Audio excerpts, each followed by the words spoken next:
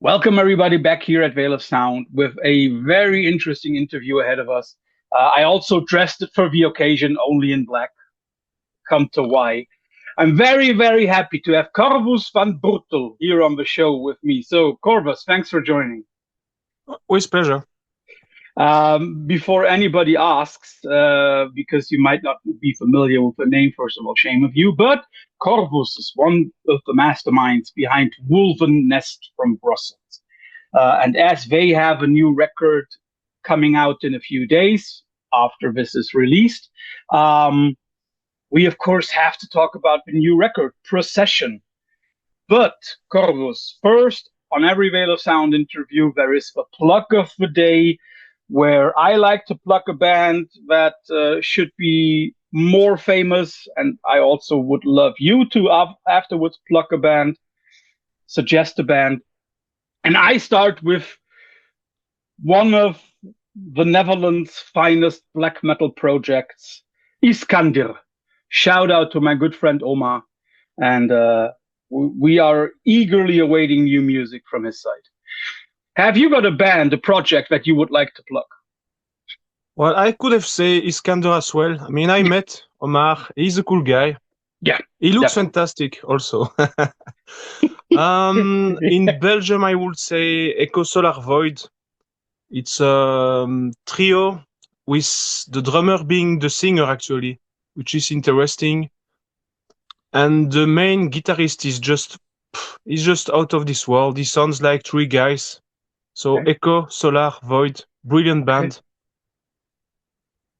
Okay, we'll check that out. And if anybody wants to check out the band as well, go to the notes beneath this interview and you will find the link to their Bandcamp. And then, listening to the new record, also going back to some of the older Wolvennest records, I always have a feeling as if you guys and lady love the spot in between everything. It can be called heavy metal, it can be called rock, it can be called gothic, it can be called doomed. There is a little bit of black metal. It is in between everything, right? Yeah, I mean, we don't try to play a specific genre, if you know what I mean. It's more about riffs. Like in the 70s, in the 80s, we focus on riffs and then we put other layers on top of it to make it like a dark trip. Mm-hmm. So, yeah, we played black metal festival, stoner, doom, more mainstream metal fest, and we kind of fit everywhere, which is, I guess, an asset more than something we could complain about. You have already mentioned that it's all about the riff. Yeah. I mean, like isn't that also difficult to concentrate only on one riff because you got three guitar players? So Yeah. And it's not always the way that it sounds as if all three of you are playing the same. How do you manage to not become totally overwhelming? Well, we don't have the same tuning actually. I'm in drop D, guitarist will know, and Kirby and Mark are in standard D, which offers already some differences. And mainly the difference is that Mark plays on a Fender amp. He doesn't have a typical metal sound, while Kirby and me, we have a more distorted sound for the rhythmic. That's already a big difference. If you see us on stage, Mark is mixed in the center, while I'm on the left and Kirby is on the right. So it makes sense for us. It's really about how we are mixed live and on the album. I have to say, watching you, I had the pleasure of seeing you once on stage, and it definitely is a very, very cool experience.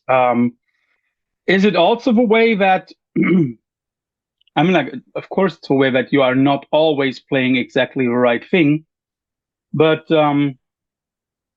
how do you manage, and that is also very interesting, how do you manage to keep all the other elements also breathe in your sound? I mean, like you got 3 guitars, which is a lot, and at the same time you have a theremin, which is a very different kind of instrument. How do you balance that out? How difficult is it to get the sound right, to give everything and everybody a lot of room? How do you do that? Is it just experience? We know each other's for Kirby and Mark knows each other's for more than 40 years actually. It's really about knowing the spot of everybody. Yeah, with the experience, with all the live shows, etc. We know when one of us can shine, you know. And we always let a small part also for improvisation. I mean, Shazula, she plays theremin whenever she feels or she wants. There is no rules about the theremin on stage. It's never twice the same, actually. Yeah. And the theremin, it's not a typical metal instrument. No. Which means the frequencies are very different from bass, guitar, drums, etc. So it kind of weirdly fits. I mean, I hope it fits. It does. I mean, like it's very interesting because a lot of musicians always talk about that sonic carpet that they are trying to weave and all of that. I mean, like I get the experience thing. You all know each other for some time. You are experienced musicians. I think every one of you has 1 or 2 other bands as well. But I can imagine that when you are writing the new material, when you are recording the new material, that is probably a very difficult thing, isn't it? It depends. It has been very easy for the first collaborative album with Der Blutarch. It has been very easy for Void. It became a little more tricky for Temple and Dark Path to the Light. But yeah, it's also an experience. And for Procession, it has been the easiest record we have ever created. Cool. Honestly, yeah. Everybody found a way to shine.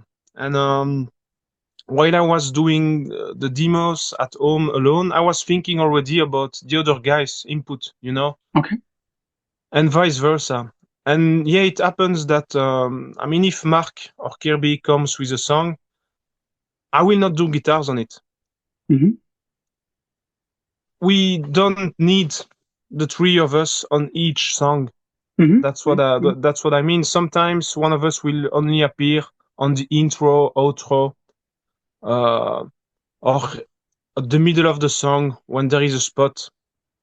But it's not. I mean, there is no ego.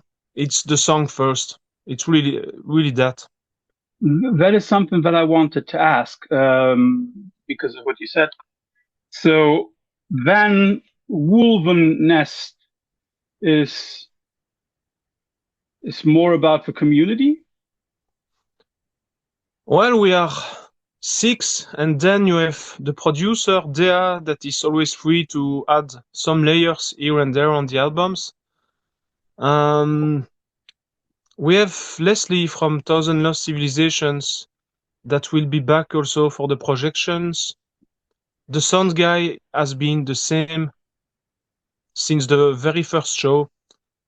We have his son that is helping us a lot also, driving the van, dealing with the hotels, etc. Like a manager actually. And then the lights guy, it has been the same guy for the last 3 years. So yeah, it's a team of between 6 and 10, 11 people, but we know each other's very well. We are friends outside, you know. So when we gather for a show, we are already happy before playing. Just seeing each other, it's a good feeling. Yeah, because you also, if I got it correctly, you don't all live in Brussels, right? You're spread No, out. but Belgium is small and we don't rehearse that much actually. Okay. Usually we record the album and then we rehearse the songs. An interesting way. Nevertheless, Procession is also for you a new path. First of all, you are releasing through a different label than before. You're releasing for our friends in Consouling Sound. Yes. How did that happen? How did you move to Consouling? Was it just a business idea, or was there also something else behind it?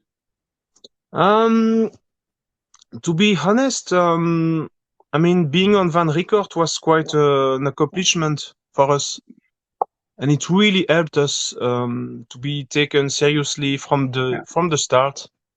And it has been, absolutely great for many years.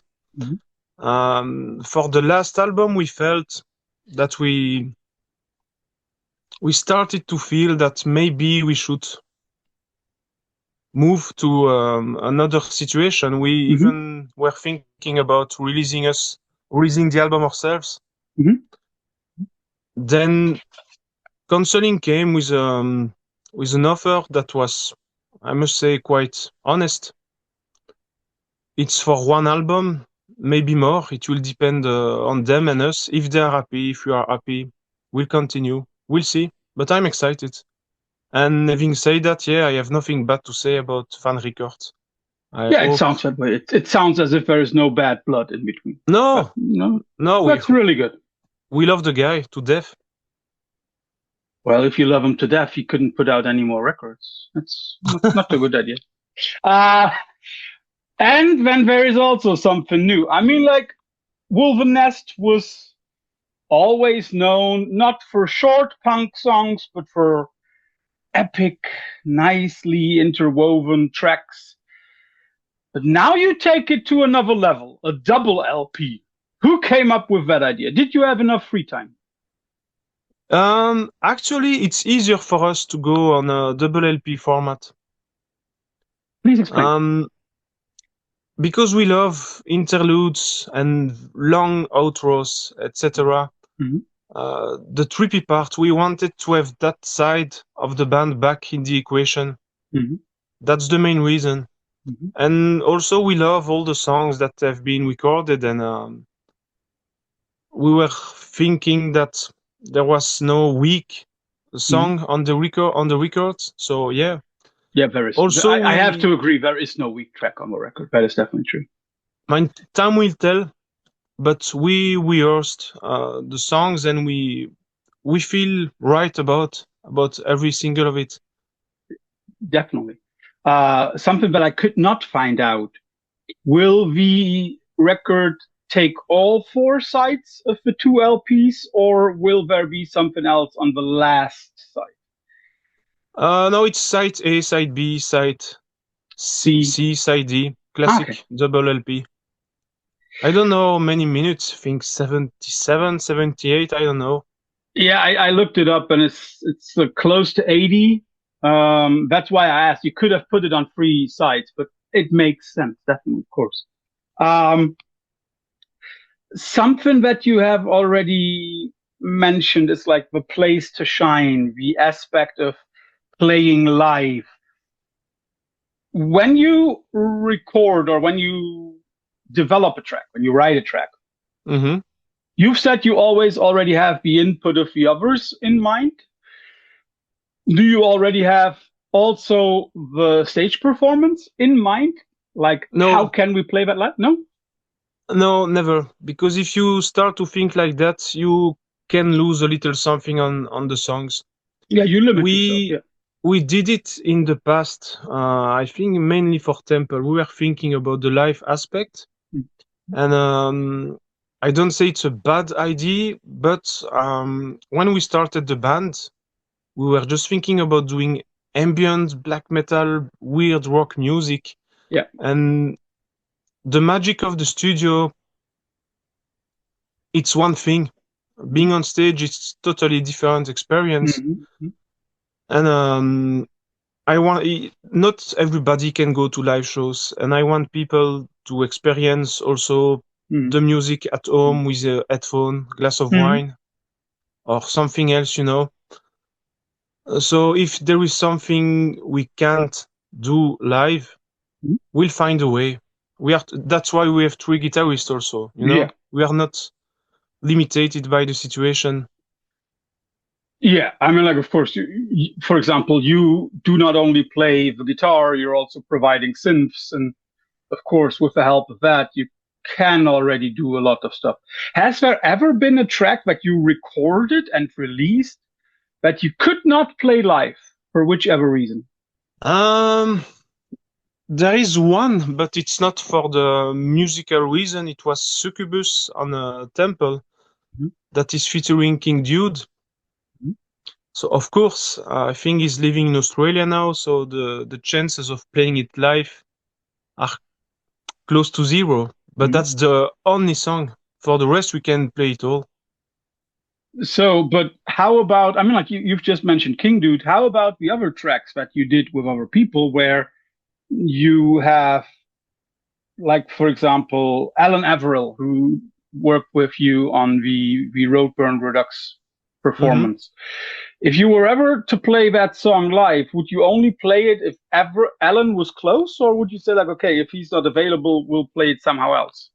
Yeah, I mean, if he's playing at the same festival, we can do it. We don't have to. We Hmm. can. You know Hmm. that's the difference. If he feels like it, and same for us, yeah, of course. But you would Fantastic also singer. play it. But if you are feeling like it, you would also play it if he's not around. No, no, no, Oh, okay. no. It's just a question of respect for the input of the guests, vocalists. Then most people will never hear Tarantism live. Uh, I mean, we are playing in Poland on the Yeah. tour. But if you're playing in Germany, you won't play it, right? Nope.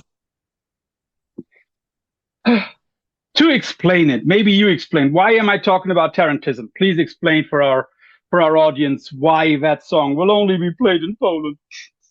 Well, it's featuring a Polish singer. So if she feels like it, we can perform it on the tour, but there is no obligation. And it's not even a price to pay when we have guests. It's just the way it is. It has to be coming from the earth, you know, not because we have to do it. And it's a special song also. It's a very interesting and very, very good song. To make it clear, the singer that Corvus is talking about is Hector Zaren, um, who adds a lot of amazing flavor to that particular track. I have a question about your collaborations. I mean, like you've worked with a lot of people. You worked with Dagur from Miss Firming. You worked with Meilenwald from Ruins of Beverast. We've already mentioned Alan Averill, of course, Albin from Lutage, and so on and so on. It's a very, very eclectic, very, very great list. I think Mr. Kirby said that if you work with somebody on a record, if you have a voice, a vocal feature on a track, um, the person you work with must make music for the right reasons. Yes, What are the right reasons? I mean belonging to the underground. Hmm. That's my limit because once you do it for money and it's a job, it's just it's just a job. Hmm. And you me at least I can hear it. I mean I don't like fancy mainstream metal festival. Uh shitty sound for the audience. It's just it's etc. It's it's about money. It's an Hmm. industry, you know, Hmm. and Hmm. we don't do music for the money. We don't give a shit. But what would you do if one of the, I mean, like you will also probably have some musical heroes that are in the mainstream, you know, for lack of a better example. What would you do if Dave Lombardo came and said, like, I love your band, I would like to play a drum part on one of the songs? We don't need Yeah, another that's true. drummer. I mean, like, you don't need to, of course, but how would you react if one of those people came and asked I you? think I would say no, actually. Cool. That's That how much I trust my drummer. Yeah, it's not. That is not the thing. I mean, like, all the musicians in Wolvennest are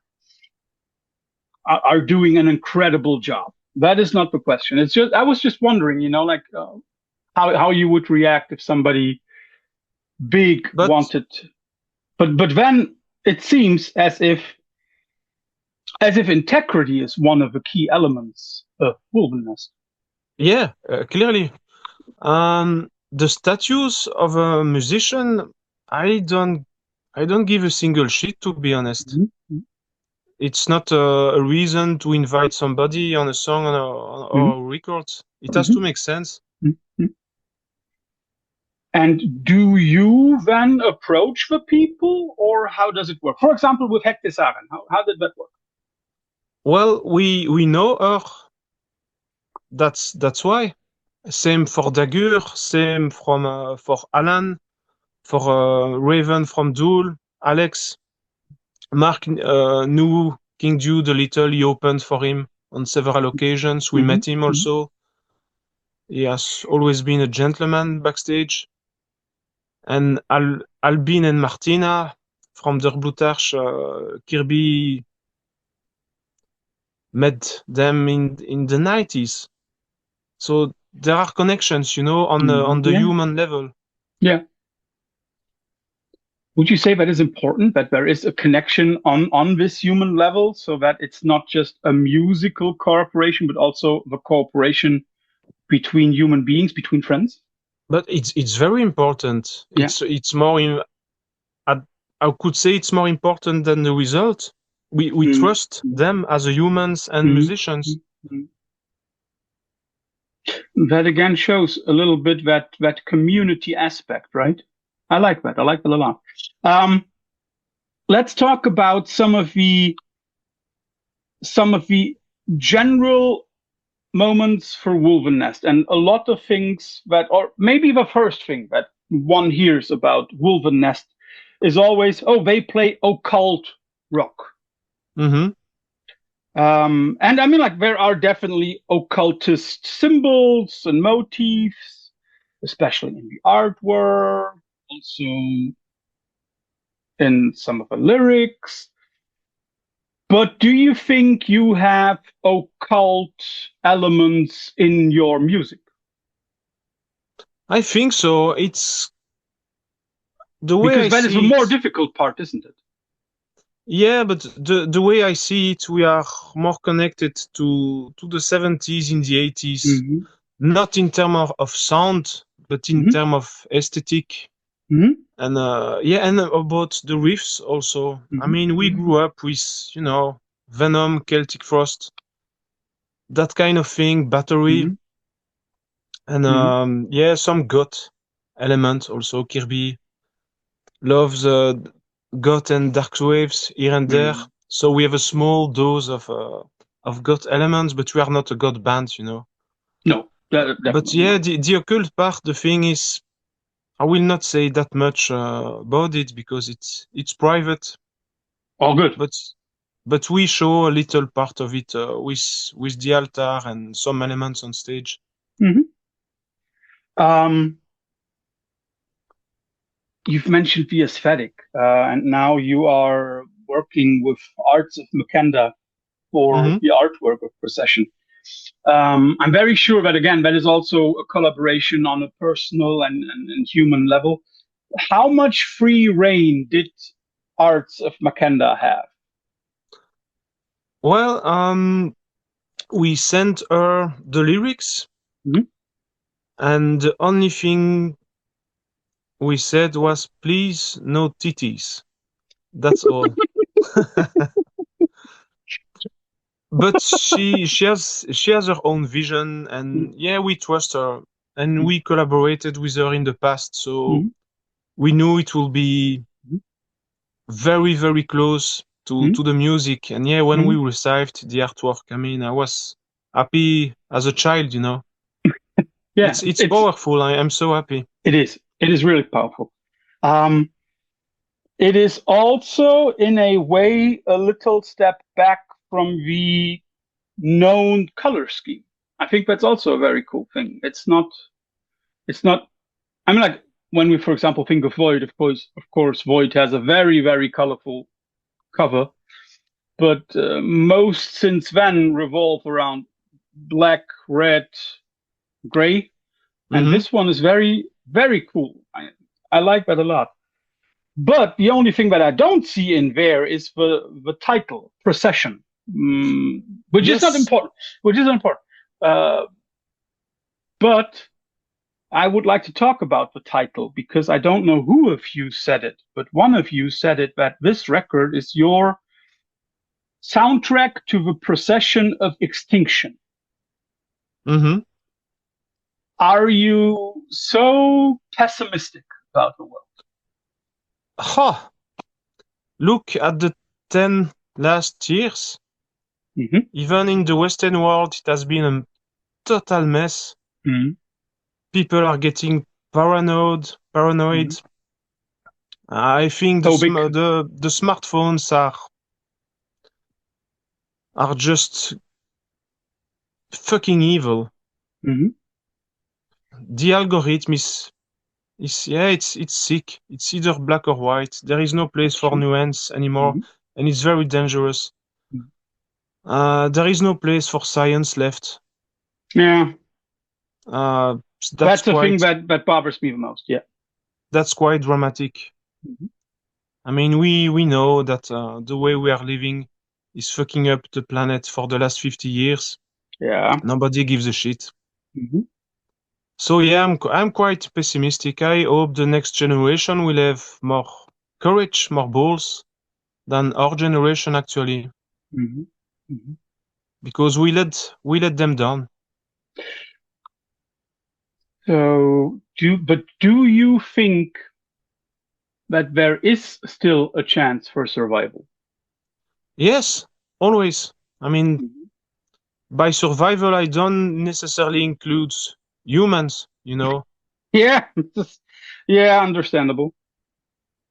So there will always be life on the planet. I mean, until Yeah, the sun will decide cockroaches other way. always survive.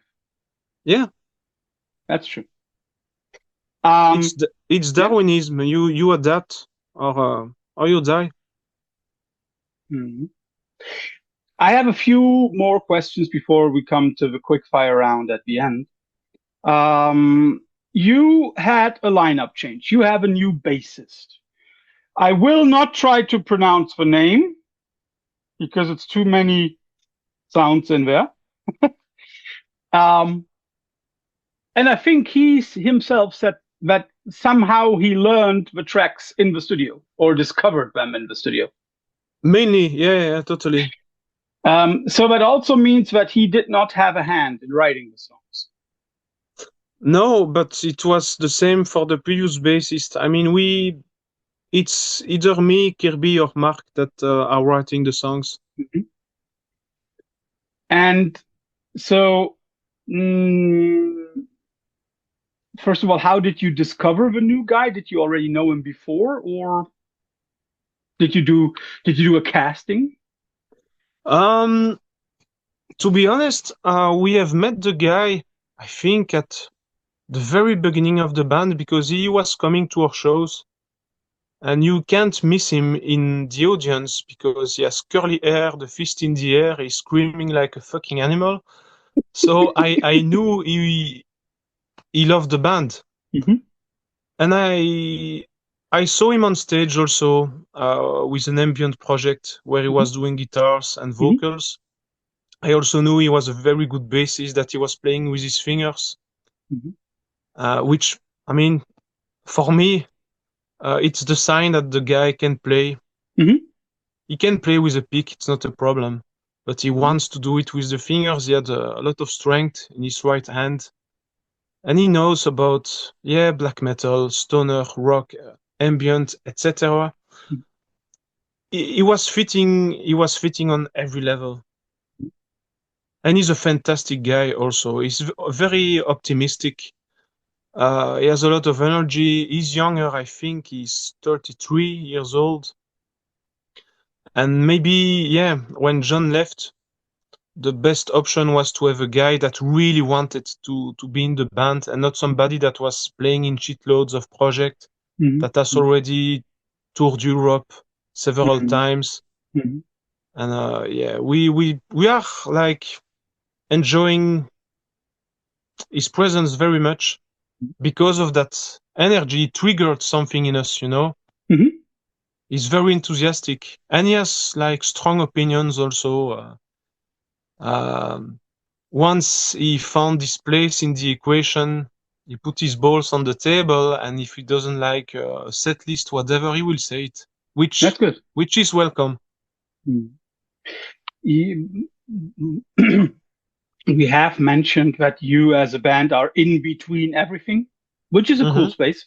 Um, but are there moments when you, for example, listen to a black metal record and you feel straight inspired? So is there like influence, musical influence from the outside? Huh. Well, I try not to listen to that much music. Hmm. At least I would say music from nowadays. Hmm. But I will give you an example. The song "Purple Poison." Hmm. One of the first tracks on the new record. Yeah, I think it's track number 2. Yeah. The main riff, I mean, for me, it's kind of related to the worst period of Black Sabbath, the one featuring Tony Martin at the end of the 80s, the one that nobody gives a single shit, actually. But there were fantastic riffs. Yeah, because So, you had yeah. because you had to outplay the singer. But I would say, yeah, that period of Black Sabbath, sometimes it's an influence Hmm. because of the riffs. Hmm. For modern bands, I don't know that much. I mean, I Hmm. love the Icelandic black metal Hmm.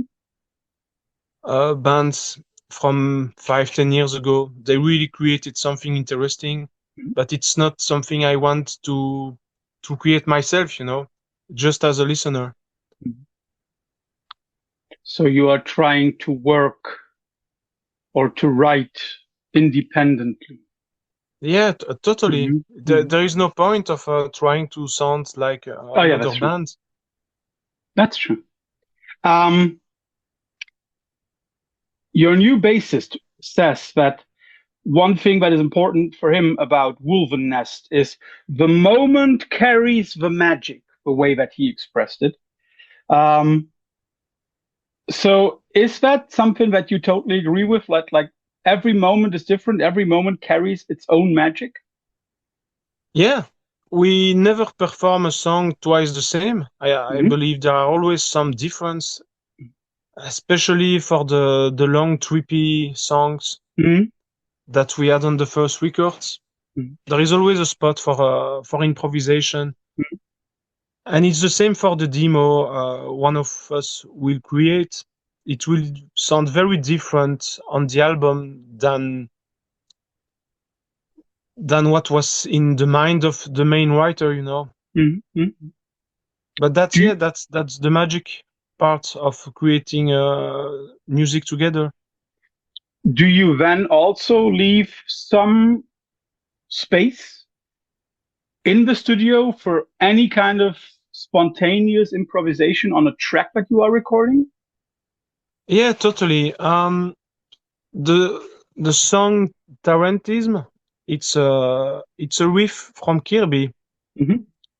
He just recorded 3 notes on his phone with an acoustic guitar, and the song is coming from that main idea. But then it evolved into, something else, something way more nasty. Hmm. And then Mark improvised a lead guitar, not knowing what he was doing, just recording it. He doesn't think about the notes he's doing. He's just feel the moment and go into it. And then that's also probably one of those spots when you perform a track live. That's also probably one of the spots where you say, like, okay, we already improvised it in the studio. We can basically do nearly everything we want here in those, let's say, 30, 40 seconds. Yeah, clearly. And Cool. sometimes the songs are longer on stage than on the album. Yeah. Because Mark is doing a longer solo, he feels like it and we follow him. But that, again, is also only possible if you know each other for a long time, right? Yeah. Just, the physical aspect, where he's going, if it will be long or not. Yeah, as long as he doesn't do a Carlos Santana turning in a Gada da Vida into an hour. Yeah. I would love to witness that. Yeah. Yeah, I mean, like, I also love Bellwitch, so what am I talking about? Something that I like about the promo that we got is that you are very giving a lot of details. And one thing that struck me was you are talking about hymns. First of all, of course, like, it sounds already like mass. And this time you say that the hymn on this record is The Shadow on Your Side. Can you explain why that is in a way the hymn of Procession? Well, for us, it's quite a fast song because the drum is doing like a upbeat, almost disco rhythm. Yeah, it has a danceable feeling. Yeah. And it's the kind of song when you hear it, love it or hate it, it stays. Yeah. It stays in the mind. Yeah. And I also think the lyrics are they're not deep, especially, but it's really in the spirit of the lyrics of the 80s. Yeah, that's why for me it's in our little niche. It's a little hit. It's words that trigger, Yeah, trigger something in you. Yeah, I had a certain kind of 80s goth vibe in it while I was listening to it. Yeah, clearly. Yeah. So, Corvus, thanks for all the detailed answers about Procession, but as usual, nobody leaves the Veil of Sound interview without the quickfire round. You will always get a couple, like Coca-Cola versus Pepsi, Scotch versus bourbon, AC/DC with Brian Johnson or AC/DC with Bon Scott. But of course, all questions will be music related. So when we are already talking about 80s goth vibe, I'll give you two 80s bands that I don't know why, but I associated it with The Shadow on Your Side when I was listening to the track over and over again. I had the feeling as if this could be both Sisters of Mercy or Fields of Benevolence. Which of the two bands would you rather listen to? Sisters. You yourself mentioned why Sisters? Is there any special connection? Not really, but if I had to choose between the two bands you mentioned, I enjoy more the first one. You mentioned Black Sabbath yourself, so I'll give you two Black Sabbath records, not with Tony Martin. I'll give you the earlier. Yeah, but that would then be too easy. I know that you would then choose that. I'll give you Masters of War versus Heaven and Hell. Oh, Heaven and Hell. Okay. Directly. No question. So let's come a little bit more to the occult side of rock. One of the bands that I always associated with it, I don't know why, but I just loved that connection, was Black Widow. So I'll give you two Black Widow, I don't know the band. Oh, then I can already skip that, because if you don't know the band, then I don't have to give you the records. But you will definitely know The Devil's Blood. Yeah, of course. Yeah. So I give you two of their records. Which one would you rather listen to right now? The 1,000-fold Epicenter or Time of No Time Evermore? I will use a joker. My favorite is the last one. Okay. Cool. The one that wasn't supposed to be released. Wait, I have to look it up before I say something wrong again. It's a clear blue artwork with drums being programmed, like small production. You can hear it, but it's just fucking brilliant. Because I also don't know the title right now. No, I forgot about the title, but that Tabula album, Rasa. yes, Yeah. it's black magic, and you Yeah. don't need a fancy production. It's just out of this world. That's true. That is true. Although I have to say, The Time of No Time still resonates with me a lot. Yeah, it's a classic. One of those bands that plays with goth elements is, of course, Ghost. No way around it. For you, is that a band you listen to? Yes or no? The first album, yes, Okay. it's a classic. It's fucking brilliant. I think the guy is very clever. Yeah. He knows he's not a fantastic singer, but he always finds ways to have great vocal melodies. No, if I have to be honest, I'm not familiar with what Ghost did after the first album, but the first album is fucking brilliant. For me, it's also the first two, and also, of course, the covers, EPs that they put out in between. I love that. But yeah. The problem that I have with a lot of bands like that is once I have like an overexposure, if they are around too often, if you see the logo, if you see the songs too often, then but then it gets it wasn't a job on the first album, you know. That's He true. gave it all. Yeah, that's true. I think that's why the first album is so good. Yeah, the first album has like that spontaneous thing. The second is like a lot of tongue in cheek. I like. Around 2010, or somewhere between 2005 and 2015, there was this huge wave of bands that wanted to sound like 40, 30, 50 years ago. So I'll give you two of those vintage heavy metal bands. Graveyard versus Orchid. Oh, I would say Graveyard. You would say Graveyard? Yeah. Regarding bands that sound, I was hoping that you would mention In Solitude, but that would also, you know, have been a In good Solitude, one. the band. Yeah, I didn't think about that one at first. I don't know why, but yeah, that would have been another one. Yeah, of those I will go with Graveyard. Okay. You yourself mentioned your love for 80s metal bands, so I'll give you Venom versus Bathory. I didn't hear you. Sorry. Bathory. Okay, cool. There is Bathory for sure. More powerful. It's than Venom. I mean, for me. For me as well. I mean, like, of course, we cannot deny the importance of Venom, but Bathory just, yeah. Let's go to Gothic metal. Paradise Lost. I'll give you two of their records. Icon versus Draconian Times. Huh. When was Draconian Times released? End of the 90s? No, beginning of the 90s. Huh. Yeah, when it was still more death metal. For a weird reason, I kind of like what they did at the end of the 90s. You mean Host, the thing where they sounded like Depeche Mode? Yep. Okay.